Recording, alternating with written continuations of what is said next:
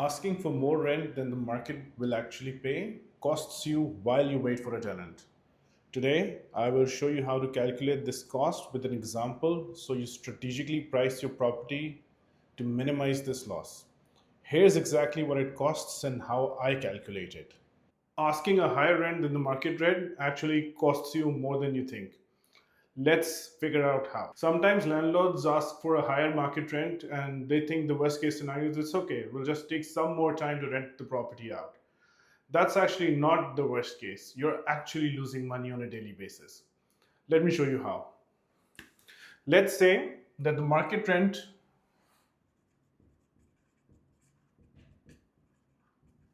for a said property was 80,000 and you could have rented it maybe in a day or a week at this given rent. But the landlord wants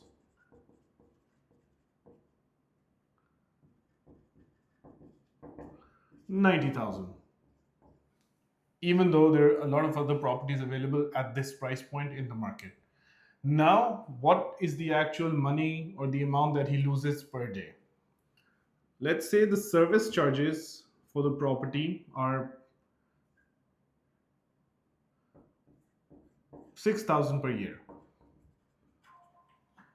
which comes to a daily cost of 6,000 divided by 365, which comes to about 16.43 per day.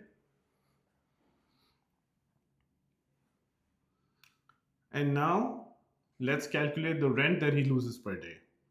So we consider the market rent 80,000 as his loss per day.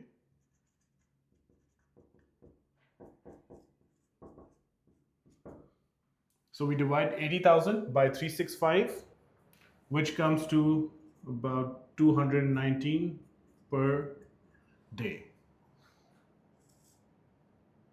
Now let's see the total daily loss. We just add both these figures together, which rounds off to about 236 per day. Now, let's see if, let's say the landlord waits for 1 month and then realizes, okay, now let's just move back to 80,000, which was the initial rent. What did he lose?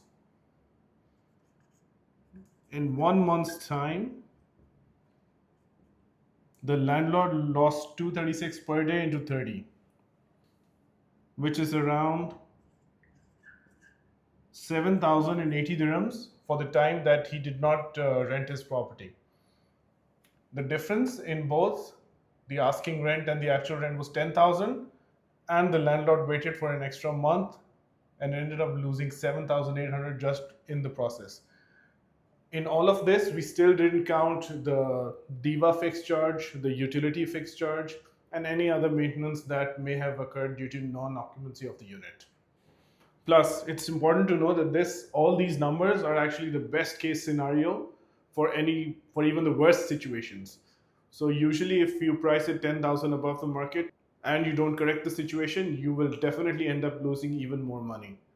The advice I have here is for you to ask your brokers to do a comparative analysis, and then you decide on what price to market your property at. Make sure that your broker has done his research and you also have done your research, and you price the property at the perfect point where it does not sit in the market for a lot of days, so you get a good rental income from your property or an annualized rental income from your property and not just chase the ROI number.